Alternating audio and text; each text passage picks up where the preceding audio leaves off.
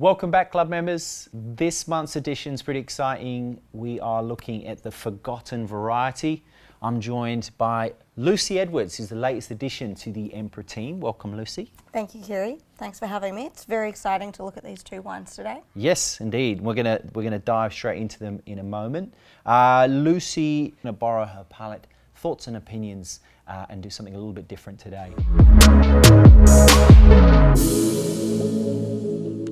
So the theme we're looking at is the Forgotten Variety versus the Noble Variety. The Forgotten Varieties, there are actually 7 in total in Champagne that are permitted to be grown. 3 of them we know, don't we, Lucy? It's the Pinot Noir, the Chardonnay and the Pinot Meunier. Absolutely. What are the other 4? The other 4 are Arbanne, Petit Meslier, Pinot Gris and Pinot blanc. So we have 100% Pinot blanc today, which is quite rare. So over those 4 varietals, there are less than 100 hectares under vine. So quite difficult to get your hands on these kind of wines. We have one here from Philippe Fourrier that we're going to be tasting this month. This was a special import for you guys only.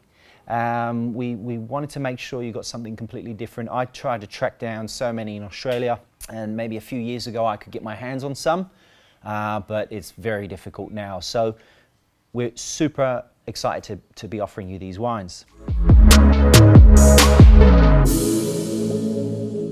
So the first wine, Philippe Fourrier. They are based in the Côte de Bar, which is in the south, and it's run by a family, obviously Mr. Philippe Fourrier himself, his son Julien and his daughter Mathilde together manage the business. And they manage some 18 hectares, I think it was that right? Absolutely, yeah? 18 hectares. And how much did we work out roughly there was of the Pinot Blanc? Oh, tiny. Yeah, it would be a few rows at maximum. Yeah, there you go.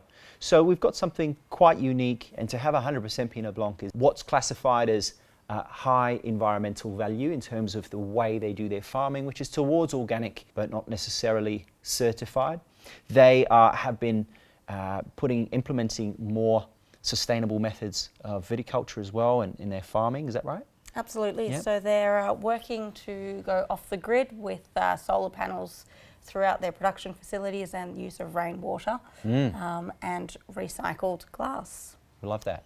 That's what we want to hear more of. So really interesting producer down in the south, and we've featured a few of their wines in previous club editions.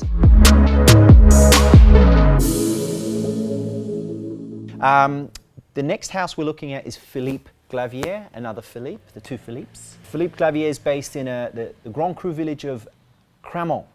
So if we're looking at the Côte de Blanc, Cremant is one of the Grand Crus. This is a particularly interesting house in that they're tiny as well. These are, what do we work out, 4.5 hectares? 4.5 hectares. Yeah. But one of the interesting things is that they have all Chardonnay, all Blanc de Blanc, spread over 49 different vineyards in 5 Grand Crus. So, wow.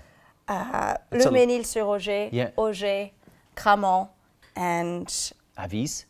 Yes, you're right. Absolutely. And it's that is 49 parcels. So, I mean, 4.5 hectares isn't a great deal of amount of land, but quite a few of these growers are working with that, and wherever they can find something really amazing and really good production, they'll put it together like a bit of a patchwork.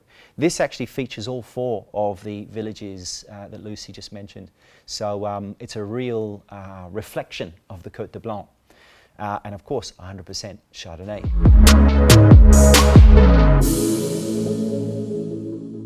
So thoughts on the wines. We dove into the wines, we had a good taste, and we got some interesting notes to compare. So Lucy, why don't you kick us off with the Philippe Fourrier? This was a very interesting one, very different to your classic blend or a Blanc de Blanc Chardonnay base that we would normally have. Incredible nose of tropical fruits.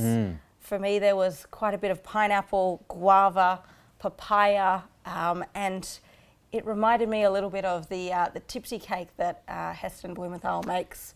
Pineapple, butter, roasted for hours.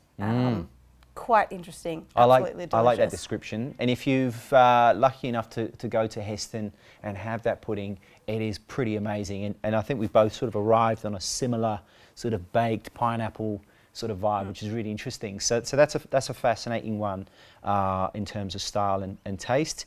The I quite like the acid profile on this as well. It's very soft, quite elegant, but it's certainly got something there. It's fermented 100% in stainless steel, so it's retained its freshness. My only note is that dosage was probably a little too high. I would have loved to see more of the variety, but you know, it works really well. So the second one we're looking at is the Philippe Glavier, and how do we pronounce this? You've got the French down pat, I can't do it. La grâce d'Alphael. So Alphael, yes, is the angel of knowledge and light. Yep. And we can see Alphael on the label there. The little, looks like the little Cupid, but we love that. So La grâce d'Alphael, is that, if we can work off that, I'm happy with that. Real interesting style, completely, you know, different in the nose and the approach. For me, this was sort of elegantly herbal. It had some lovely citrus orange notes, some nectarine, and this sort of underlying chalkiness that you could sort of smell, which was great. The palate for me took me a little bit by surprise, but in a nice way, in that it had some of those savory notes that I really love.